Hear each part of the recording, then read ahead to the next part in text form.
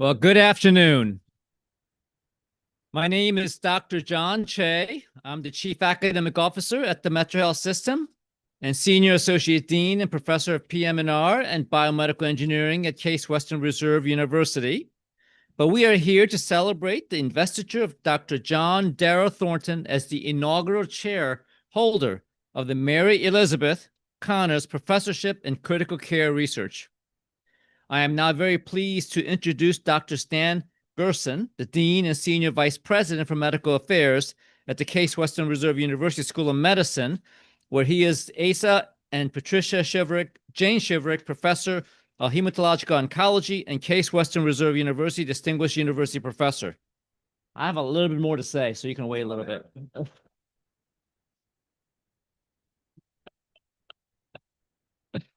I've had the pleasure of serving under Dr. Gerson as a Chief Academic Officer at Metro Health and Senior Associate Dean at the Case School of Medicine to advance and coordinate our joint academic missions of Metro Health and Case Western Reserve. So I'm going to brag about Dr. Gerson a little bit. Dr. Gerson is a recipient of the CWRU Medal for Excellence in Health Science Innovation, the highest honor bestowed by the School of Medicine to those advancing research, education, and healthcare.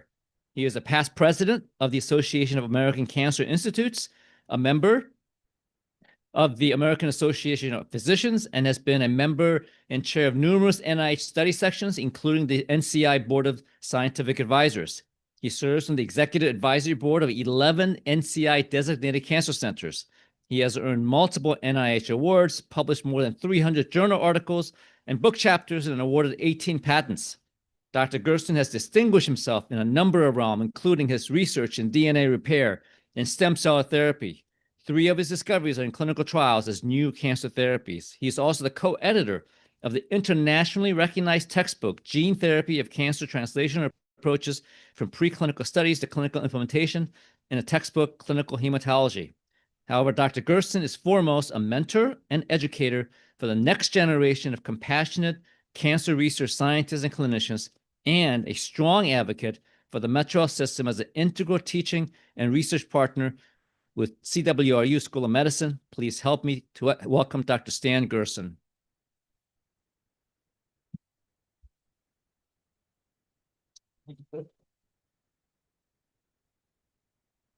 So I'm delighted to be here, and just make sure I move over so I can see everybody. Hello. Since I haven't met all of you. I'm just going to go off script for a second for Al especially and say, one of the best things I've done as dean is establish the positions of senior associate deans for each one of our hospitals, because it's been the best way to make sure the faculty felt engaged whatever hospital institution they work with and through. And it's helped me have a conduit directly, in this case, to John about what's going on here at Metro Health. So I'm delighted to be here to welcome the family of Dr. Thornton and the family of Al Connor and Mimi Lamb. And thank you for your incredible dedication, both to this institution and to the School of Medicine. It's really an honor for me to be here with all of you, and especially to recognize the accomplishments of our newest endowed professorship. You'll notice that I use the term endowed professorship and not endowed chair, even though there's a chair sitting here. And that's because professorships are the unique responsibility and ability of universities. So universities endow professorships, hospitals and other entities can do chairs and anything else that they want, but only universities can do professorships. And they really do honor our best and our brightest faculty for the contributions that they're made. And we hope it's a small payback to them for their efforts with all of us. And their dedication to education, research, and high quality patient care is quite remarkable. There are now 127 endowed professorships. You're not the only one. I'm really sorry. In the School of Medicine, it's the largest number, frankly, at any school in the state of Ohio. And they really do help us with our global mission for the school, which is to improve health globally by linking groundbreaking innovation and research directly to patients and populations within a world-class medical and education ecosystem. I think those of us in the city of Cleveland sometimes forget that not every city is blessed with as many options as we have for medical support and a medical education. And I think our recipient this evening matches that effort with his incredible interest in diversity research and in pulmonary medicine. I also want to congratulate the clinical departments here because 9 of our School of Medicine graduates will be coming to this institution in the coming months when they get through graduation at Severance Hall, and will be residents here for the next few years.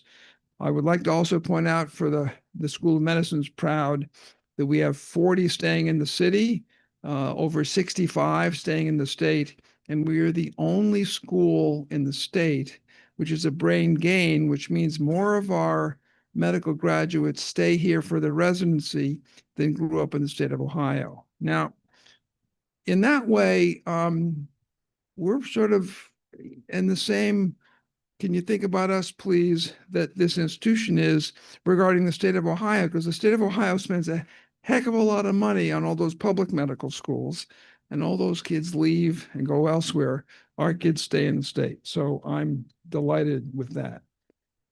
Now, if you'll just allow me to remind you about the importance of endowed professorship. So as Al Connors and Mimi Lamb look forward to the generations of future, I want to remind you that the first professorship was in 1540.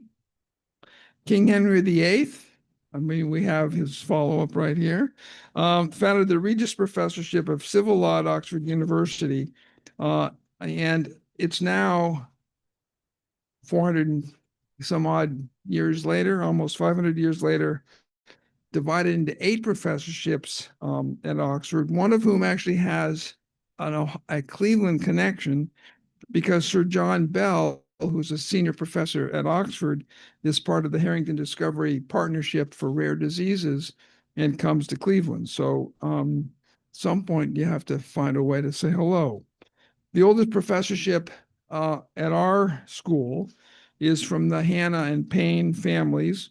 And between 1901 and 1906, they generated 3, one of whom is held by Ann Harris in genetics, Agatha Exner in radiology, and our dear past dean, Nate Berger, held the Hannah Payne professorship. So we're now our new generation of a new professorship, the Mary Elizabeth Connors Professorship in Critical Care Research, in honor of Al's mother, Mary Elizabeth, who passed away in 2004. And I'm delighted with this gift to the institution, which again will be forever in the making with numerous individuals to follow in Dr. Thornton's footsteps. Now, we all cherish and recognize the value that Dr. Connors has brought to this institution as a clinical scientist, incredibly important and active in internal medicine, has created an incredible legacy in over 50 years of his service here, and I'm sure we'll hear more about it, and I'm going to turn the podium over to him in a few minutes. Dr. Connors is an emeritus professor of medicine and enshrined in the Metro Health Hall of Fame, served on the foundation board here. And I should also comment on Dr. Mimi Lamb, who's been very active in our School of Medicine in our education, who's actually an alum in 1973 of our medical school, and did teaching and her nephrology residency here. And after our fellowship, returned here and became involved in teaching. She has received the Kaiser Permanente Teaching Award and been very active on our medical school admissions committee and supporting our physician musicians and it keeps prodding me on when we're going to start playing. I play the flute, she plays piano, when we're going to spend some time doing a duet. And I tell her, well, as soon as my job lightens up, maybe I'll be able to get back to that. I have been challenged to start practicing every day, which I try hard to do. So I will now turn the podium over to Dr. Alexander Rager, and your chief of staff here, chief CEO, who will introduce Dr. Connor and then Dr. Thornton. I'd like to tell you a ton about both of them more, but I really have to mind our time. And I was reminded by Dr. Thornton, just as an aside, that we were involved closely in the early days of our community program for the Cancer Center because of his incredible interest in disparities research. But he also reminded me that it turns out we were on the Dean Search Committee almost 2 decades ago now. And he and I will share some stories which we probably can't share out loud. Dr. Alexander.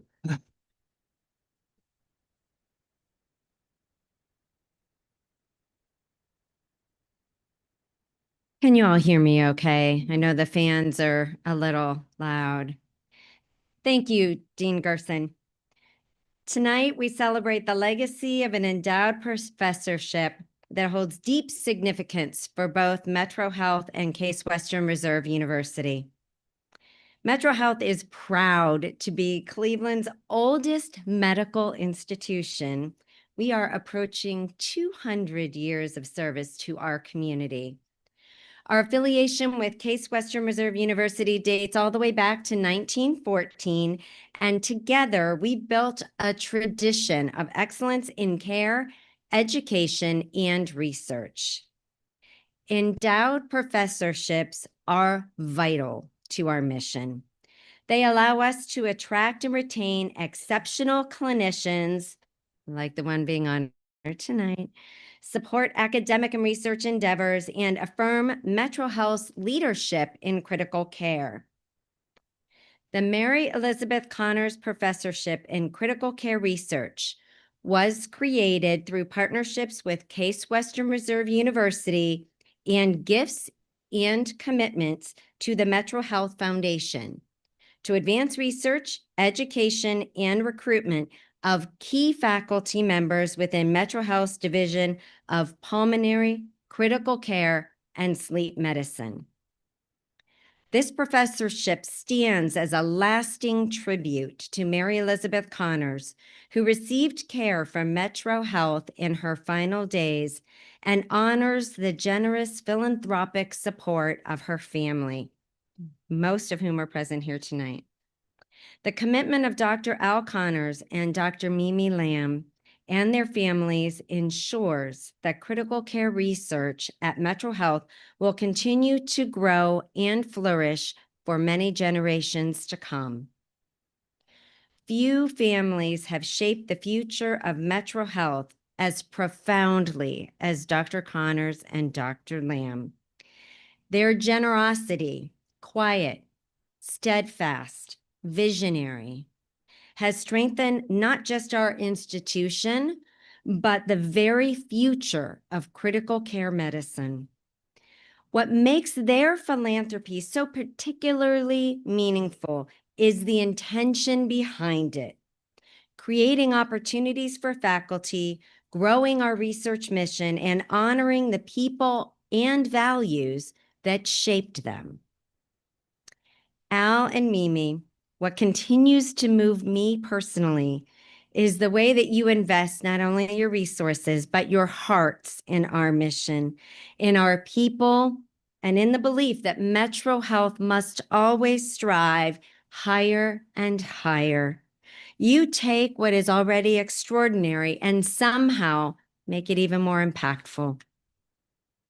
I want to take a moment to recognize Mimi in particular, not just as a partner in philanthropy, but as an extraordinary educator, mentor, and role model whose influence has quietly shaped generations of medical students and residents.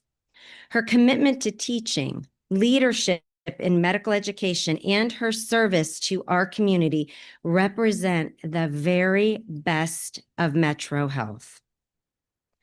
For more than 5 decades, Dr. Connors has been a North Star for Metro Health, an exemplary clinician, an educator, researcher, and leader whose integrity and commitment have shaped our institution in countless ways.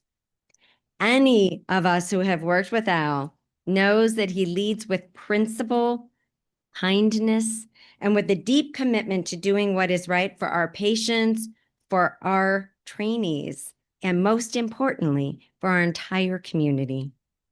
It is fitting that Al will be the one to share more about the woman whose values shaped him and who will introduce the inaugural chairholder of the professorship that bears her name. Please join me in welcoming a leader, a mentor, a philanthropist, a friend to Metro Health, and someone whose family has forever strengthened our academic mission. Dr. Connors.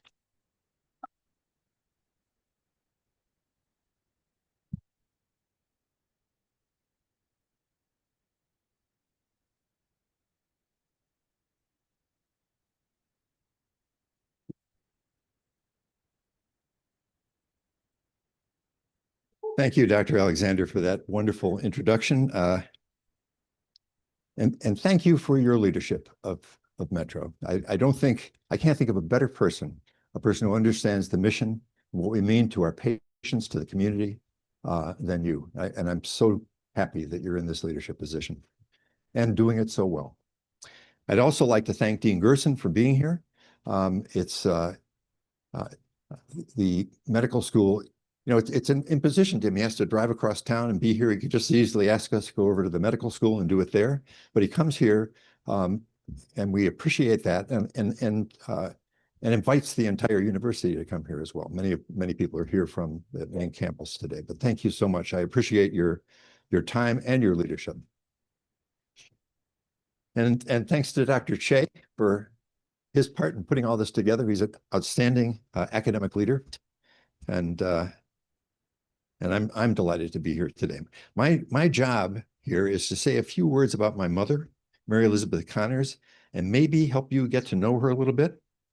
And then I'll introduce John Darrell Thornton, which is a big task, who tonight will become the inaugural holder of the Mary Elizabeth Connors Professorship in Critical Care Research. So I guess I have the slides here, huh? Let's see. Or not. Let's see.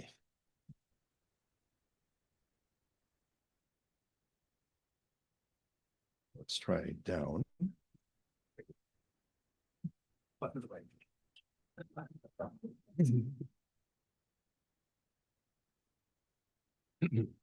So my mother was born on September 11th, 1920 in Brooklyn, New York. This is the earliest picture I have of her at the age of 4 on a pony outside their house in Brooklyn, 424 55th Street, or 44th Street, between 4th and 5th Avenue, in case anyone's interested. And here she is on her first communion, another nice picture. Oh, wait a minute. She was born to Patrick and Frances MacDonald. My grandparents were proud Irish immigrants from the southeastern coast of Ireland. I'm going to tell you a little bit about my grandfather here because I think it's pertinent to why we're here.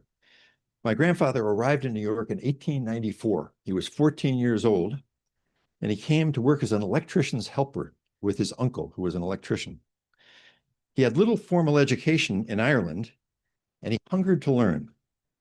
So while working for his uncle, he went to night school and over time earned the equivalent of a high school degree. Then he took night courses at the City College until he completed his requirements to apply to the Cornell Law School.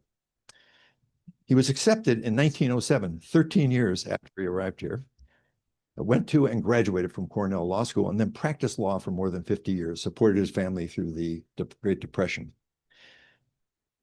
My grandfather's tenacious pursuit of an education engendered a deep family respect for education that has crossed generations. All of us, all of my mother's brothers and sisters graduated from college. All of their grandchildren did. It's kind of expected, but it really goes back to this passion he had for education. Let's see. My mother was an exceptional person. This is a picture of her here at 14, and this is when she graduated from high school at the age of 17. She met the world with a penetrating intellect. She had a great sense of humor, and she was a kind and generous person. She would want you to know that she won the prize for general excellence at graduation from both her grade school and her high school. She then went to Fordham University on a full scholarship for all 4 years and excelled there. She was editor of the school newspaper, associate editor of the yearbook, graduated summa cum laude, and won the gold medal for scholastic excellence in her graduating class. She was a remarkable person. I've often wondered what she could have accomplished if she had been born 50 years later and had the career opportunities that women have today. She married my father on May 29th, 1943, a year after graduating from college. He was a new ensign in the U.S. Navy. He just completed the Accelerated Naval Officer Training School at Harvard University.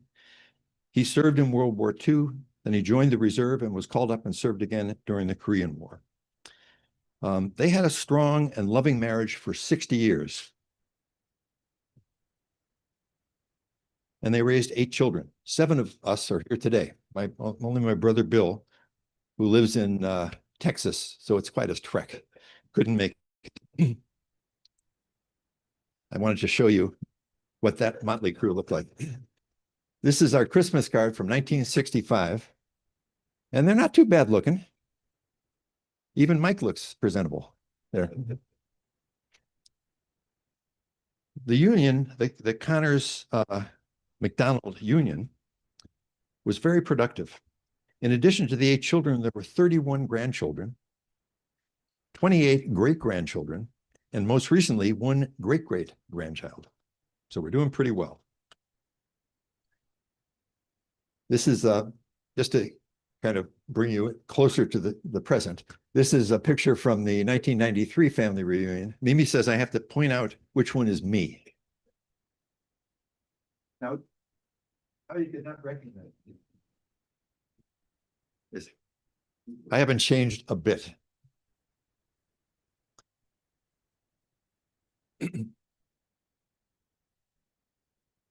My parents loved and respected each other. They kept a portrait of each other on their bedroom dressers during their entire 60-year marriage, and these are the portraits. We saved them after they died. That was my dad. I think the picture was right before he got married, and a picture of my mother around the same time. They were both people of high integrity and strong principles, and they taught me and my siblings many lessons in hard work, loyalty, courage, respect, kindness, and compassion. My father was an example to me of service to his country, to his community. Sorry. Apparently I've done something.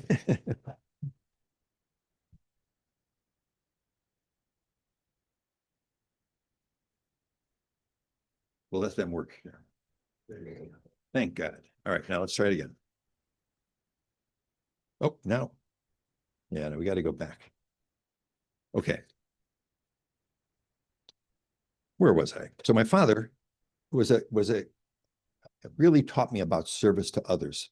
He was active in the community. He was a Republican precinct captain, which, if any of you know Cleveland Heights, was not a very popular position to be in.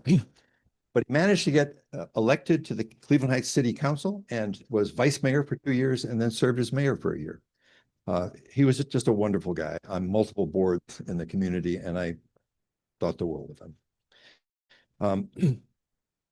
My mom, where are we? I'm losing my here. But my mom taught me the value of, she I had a different relationship with my mom than with my dad. She talked about honesty, honor, character, integrity.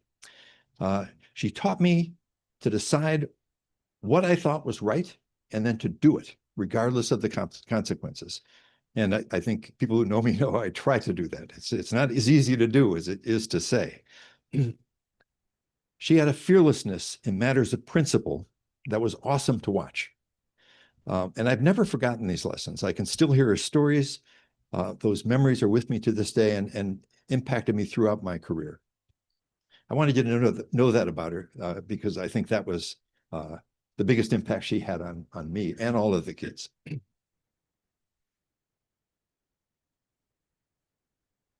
So this is a picture of my parents at their 60th wedding anniversary, which was about, I think, 3 weeks after we found out my dad had glioblastoma. He died in the fall of this year. And my mother died in March of 2004. We lost them both within a year.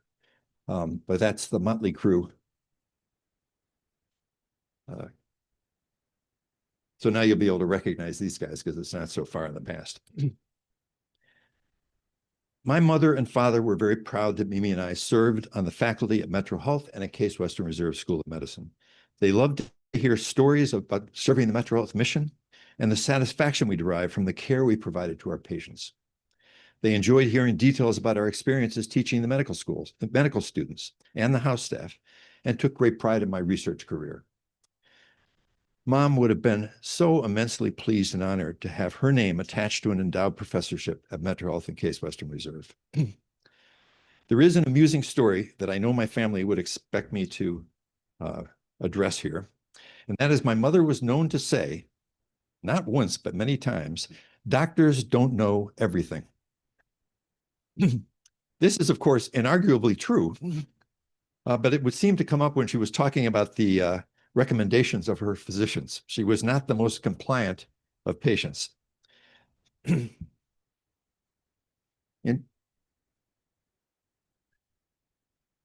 truth, I think she'd get a chuckle out of learning that she, the Dr. Skeptic, will now have her name attached in perpetuity to the Mary Elizabeth Connors Professorship in Critical Care Research at Metro Health and Case Western Reserve. So, my mother.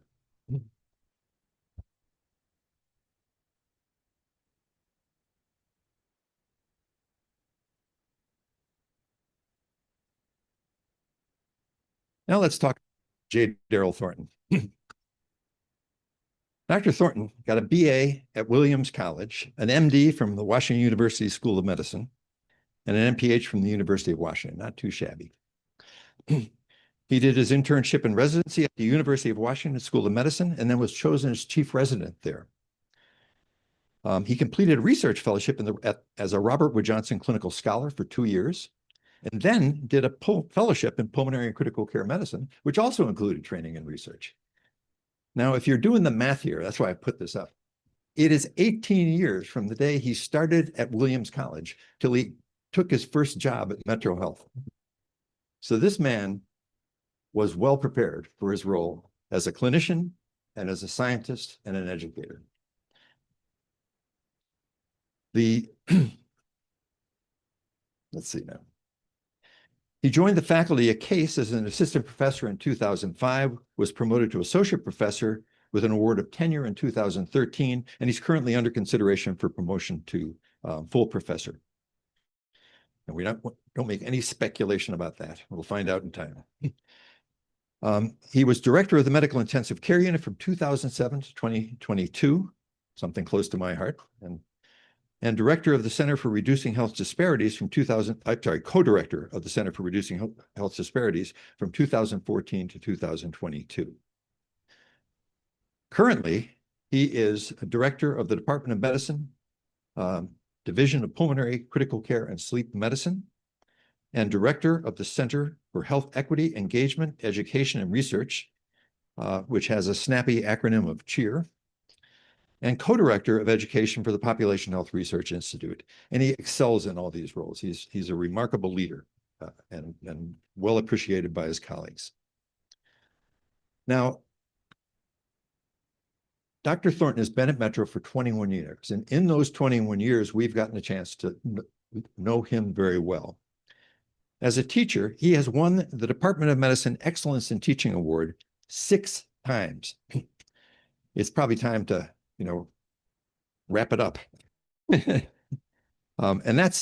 I believe, I'm not sure exactly how they do it now. We used to do it where if you won it, you couldn't win it the next year just to give someone else a chance. So this guy won it 60% of the time that he was eligible. And he's known and lauded as a teacher by the house staff, by the fellows, by the medical students under his, he's just an excellent teacher. And not unexpectedly, he won the Kaiser Permanente Excellence in Teaching Award, which is the highest teaching honor at Case Western Reserve School of Medicine. Each year of the 3,200 plus, I think at this point, faculty at Case, 4 faculty are selected for this, 2 preclinical and 2 clinical and teaching. So this is clearly an outstanding educator. And I think there's just no question about that. We've seen it here in front of our faces at Metro, and it's recognized by Case quite properly. As a clinician, he directed the medical intensive care unit for 15 years, where he distinguished himself as a highly skilled intensivist. And if you're the director of the unit, you need to have some chops, because people are constantly looking at you. You're holding everybody up to a standard, and Daryl clearly was an excellent practitioner. And it was recognized by his colleagues and recognized by the consultants that come to the unit. I have to put this in because I looked up his patient satisfaction score. His patient satisfaction score for 2025, he had 37 evaluations, was 4.9 out of 5. We got to find the person that gave him a 4 and talk to them. And what his patients said about him, they mentioned his caring, his kindness, his listening skills, his clear explanations, and attention to detail. They described him as attentive, thorough, knowledgeable, and professional. The summary quotes they used were phenomenal, wonderful, and one of the best. Any of us would love to have that kind of an evaluation. So Dr. Thornton is recognized by his colleagues and by his patients as an outstanding clinician. Yeah. And we've got the facts to prove it. As a scientist, Dr. Thornton has been, this struck me, he has been consistently funded with federal grants since 2022. So that's going on 24 years of, he's had every year he's maintained it, not just one, but at least one for 24 years. Not easy to do. Those of us who are doing research know that that's an excellent accomplishment. He's well published with 70 publications on health disparity and community health, including 59 peer-reviewed publications with almost 2,000 citations, 6 book chapters, and 5 editorials.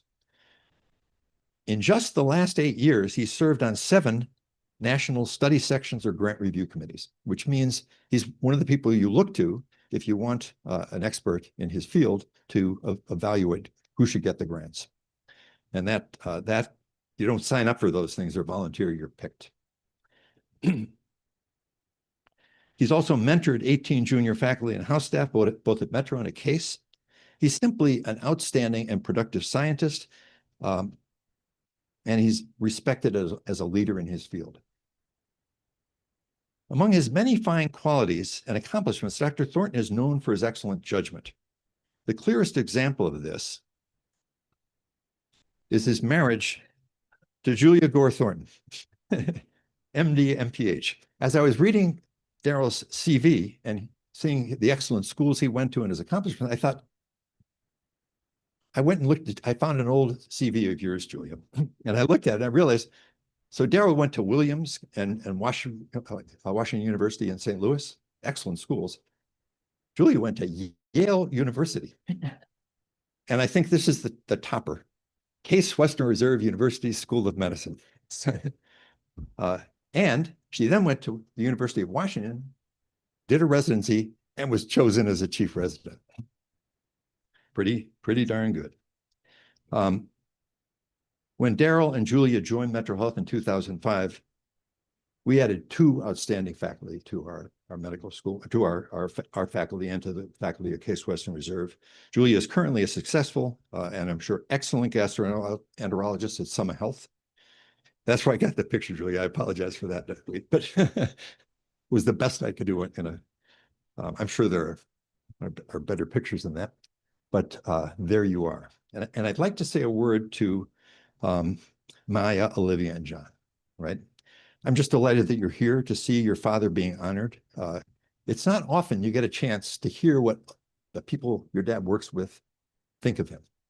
And to hear the high regard we have for him and for his accomplishments.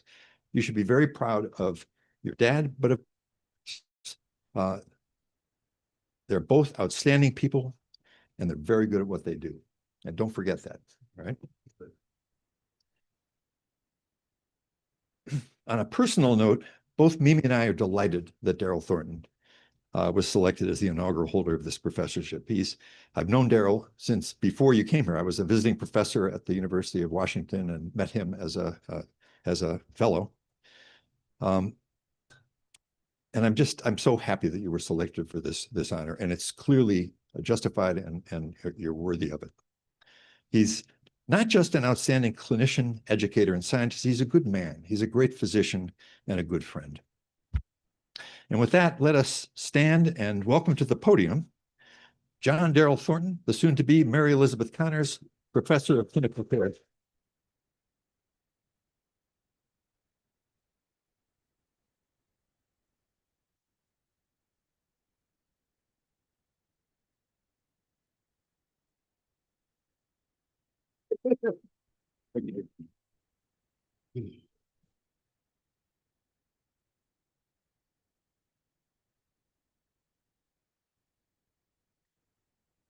Thank you, Dr. Connors, for that wonderful introduction. Mom, did you help him write that? And thank you to the Connors family for your long-standing devotion to Metro Health. It's been a pleasure to get to know you over the years, and I can't think of a better award than to hold the chair in the professorship of your mother. I didn't get to meet your mother, but from what I heard and what I've got to see in each of you, I know she was an amazing person. Thank you, Dean Gerson, for recommending this professorship to the Case Western Reserve University Board of Trustees. Thank you, Dr. Alexander, for your compassionate leadership and severant leadership. Dr. Che, thank you very much for continuing Metro Health's longstanding tradition of excellent research. We are in the Rammelkamp building, and I think Dr. Rammelkamp would be very proud to see that research remains very important to Metro Health. As Al said, my academic journey began in San Diego, California. My parents, Marie and John Thornton, Tampa, Florida to San Diego, California because my dad was an electrical engineer and he received a job opportunity working in a civilian research lab for the Navy. My father loved engineering and he was constantly working on projects. He built a radio, which he had on all the time whenever he was doing a project. He built our TV that lasted for about 25 years. And he designed and built our irrigation system in our lawns. What I think he never really got, and early on anyway, was that there was this little person that was constantly following him around. And whenever he stopped working on a project, maybe to get lunch, this person decided to try to fix things. And oftentimes that meant taking it apart. My dad could have gotten mad and probably did, but my mom, being the educator that she was, I assume talked to him and saw it as a learning opportunity. So my dad taught me his craft. I learned about circuit boards. I learned about soldering and got my own little solder iron. And for me, some of the highlights of my memories were waking up on Saturday morning, first to watch cartoons, but then to go to Radio Shack with my dad to go buy parts. My mom is a lifelong educator.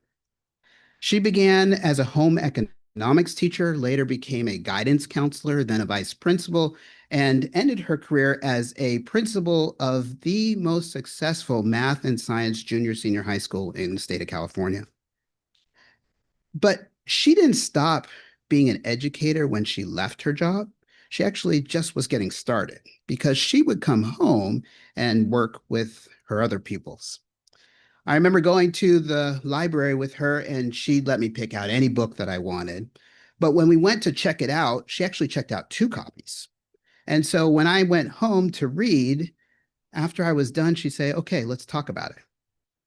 And my mom, I thought, was the coolest person because she liked great glass elevators too. She also knew about cupboards that would lead to a land called Narnia. And my mom actually knew who Frodo Baggins was. It was my parents' love, their devotion, and faith that helped me get off on the right start for my journey. And so I went to Massachusetts for college. I went to medical school in St. Louis, and then did residency in internal medicine in Seattle, followed by a fellowship in health services research, another fellowship in pulmonary critical care, and was there for a short time as faculty before coming to Cleveland. I have been blessed to have so many people help me along my journey, but it's 4 people that I'd really like to recognize today. Dr. Olga Beaver was born in Prague, Czechoslovakia. She escaped as a child to Germany during the communist occupation, and she was educated in both Europe and the United States before she became a professor of mathematics and subsequently the chair of the Department of Mathematics at Williams College. She was a phenomenal teacher, and she could make the most complex concepts in math seem really easy to do. And she was recognized for her teaching. She was the second person ever to win the prestigious Louis Hay Award in Education from the Association of Women in Mathematics. But really, what stood out about Dr. Beaver was her altruism. She realized that minorities were underrepresented in math and science. And so instead of just lamenting it, she took it upon herself to do something about it. She went to other professors at the school and formed a program called the Summer Science Program.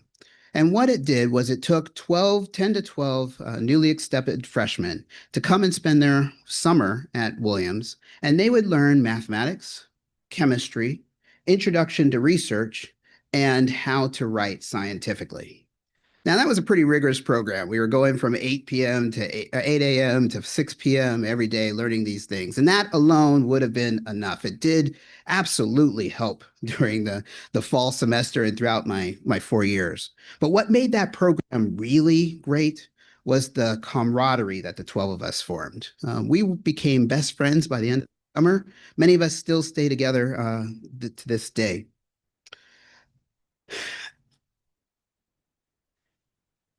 Our professors also became real sources of information and relief when we were in times of need.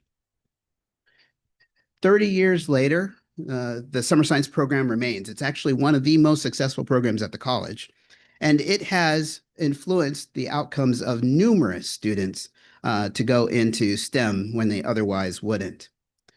It also has directly impacted Metro Health. You see me in this picture in the alumni magazine, but if you look closely, you'll also see one of our trustees, Nancy Mendez. A few years ago, Dr. Ron Hickman, Dean of the School of Nursing at the Bolton School of Nursing at Case Western Reserve University, approached me with an opportunity to write a grant from the National Institutes of Health. The idea was to take undergraduate students, bring them to Case Western, and give them the opportunity to learn translational science. I could not have been more excited to have this opportunity to inspire others, just like the summer science program inspired me. I even encouraged Morgan Whaley, who is also a summer science program alum, to manage the program for us. We just completed selecting our 3rd cohort for this summer, and I am delighted to say that word's getting out about our program. We had 111 students apply from across the United States, and I can't wait for them to come to campus. While at the University of Washington, I learned how to be a good clinician. But I wanted to impact people more than just the ones that I saw in clinic or in the intensive care unit. I wanted to help large groups of people. And so I ran into Dr. Randy Curtis, who was a pulmonologist and intensivist and is renowned for his work in palliative care. And he taught me about this concept of population health research. I thought it was phenomenal. And so I was like, Randy, how can I learn more? And he's like, well, you got to do a fellowship. So I took a detour from my clinical training and joined the Robert Wood Johnson Foundation. Palliative care focuses on improving the quality of life for patients with serious illness and their loved ones. This is particularly important in the intensive care unit because up to a third of the patients pass away while they're staying with us. In 1995, Dr. Connors and his colleagues here at Metro Health and centers, hospitals nationwide, created a study called Support. And the idea was to improve the quality of communication between physicians and their families. Well, Randy's work was looking at ways to measure the quality of that communication, particularly at a concept called the end-of-life family conference. And that happens in the ICU, unfortunately, very frequently, where we meet with patients and their families. We often have to deliver bad news, and we try to elicit from the family what the goals of care are. Well, my first project with Randy was to actually measure those conferences. So what we did was we recorded them and we looked at the duration of time that the conferences existed. And then what we did was we looked at the proportion of speech that was made by clinicians and the proportion of speech that was made by patients.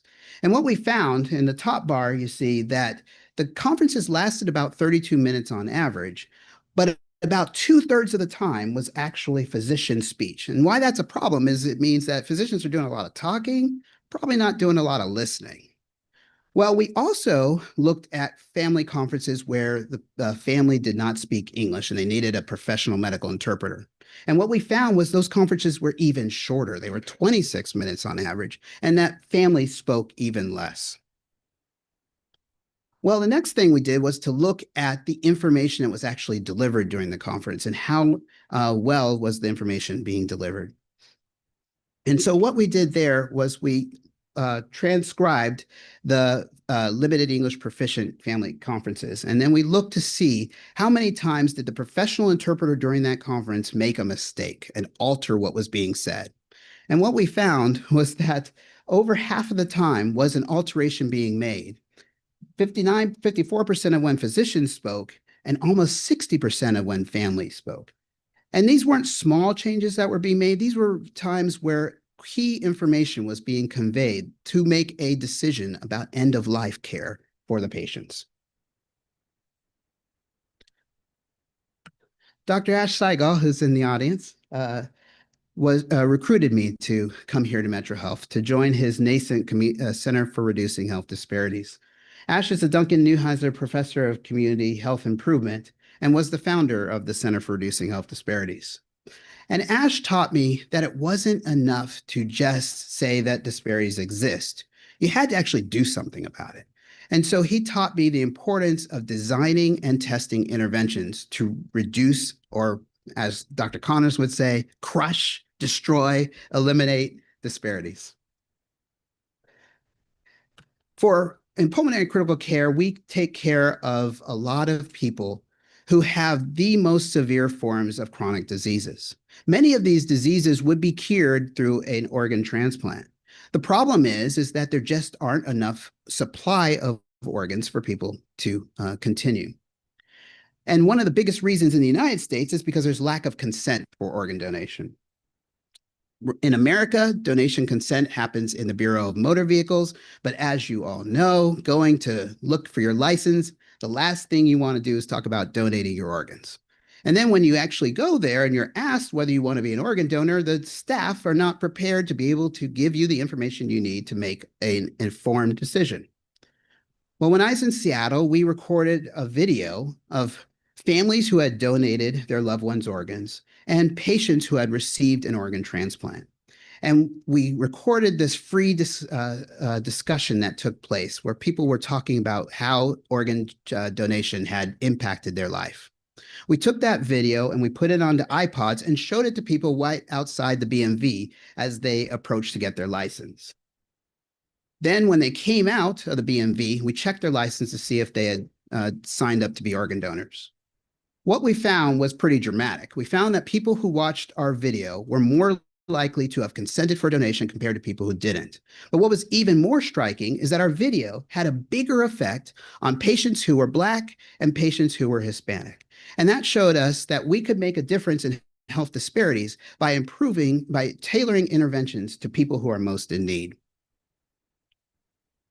Our article got a fair amount of attention. There was an article in the Plain Dealer, there was an article in the New York Times, and people kept asking, oh yeah, we could do that in Cleveland, but can you really do that anywhere else? So the gauntlet had been thrown down. Well, we looked at the effect of our video in patients who were waiting to see their primary care doctor here at Metro Health, and we found that people who watched our video before they met with their doctor were more likely to consent for organ donation than people who didn't. We then looked at three students attending three local universities who were signing up, registering for courses, and those who clicked on the video while they were signing up for their courses were more likely to consent for organ donation than those who didn't click on the video. And finally, a colleague in New York City decided to put the videos up in BMVs in New York City and showed that when the BMV videos were playing, people were more likely to consent for organ donation than when the videos were not playing. Dr. Connors showed me that, taught me how to do large clinical trials. And one of the biggest clinical trials in all of critical care is called the ARDS network. ARDS is a disease that's very common in the ICU and has significant morbidity and mortality. And so a group of some of the best investigators in all of our field got together to create this network to lump all the patients together. So 51 hospitals across the United States, and Metro Health was one of them. And I got the opportunity, thanks to Al, to be the site PI where we recruited the patients. And Metro Health, I'm proud to say, was the biggest enroller in the entire region for patients. And what I learned from this was how the impact of being a part of these large trials can directly influence patient care. Many of the things that we found in this study to this day are the state of the art that we deliver in the ICUs just upstairs. High quality research cannot be done in a vacuum. It takes a team. And we have one of the best teams of population health researchers in the country. And it's led by Sherry Boland, the Alfred F. Connors Senior Professor of Health Services and Population Health. Sherry's done a fantastic job as a leader of the program and has been a great friend. Every day, I have the privilege of working with some of the best pulmonary critical care doctors in the country. And it has been a pleasure to be a leader of that division for the last few years. I'm looking forward to what we're going to do next.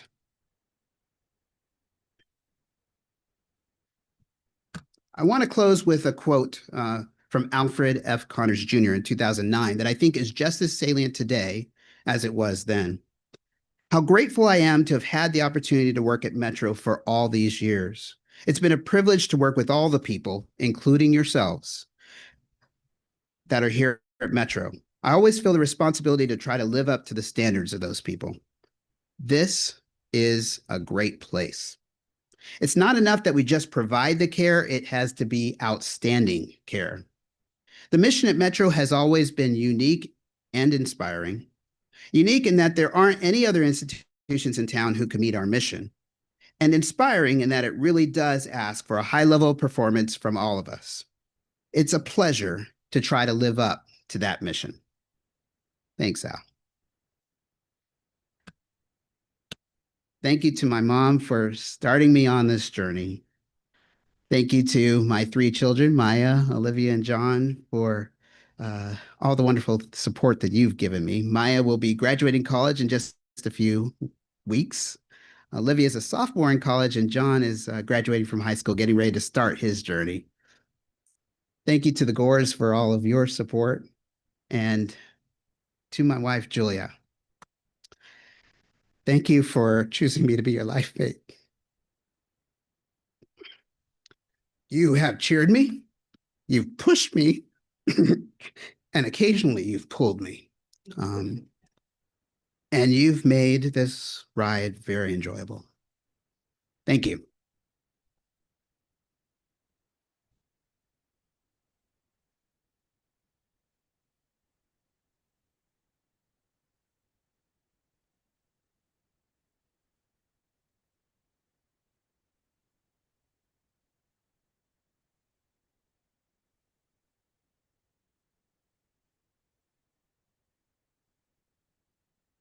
You'll notice we have an empty chair, which we're about to fill with our professorship holder. So Dale, come on over.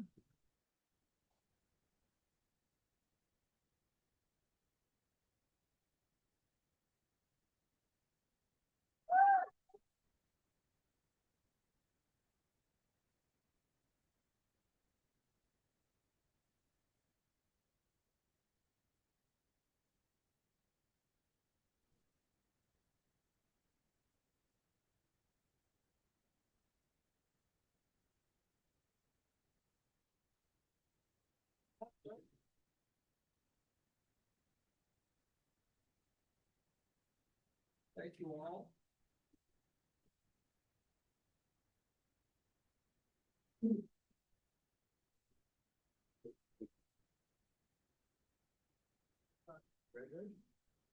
We have some reception out the back, so please join us and thank you all.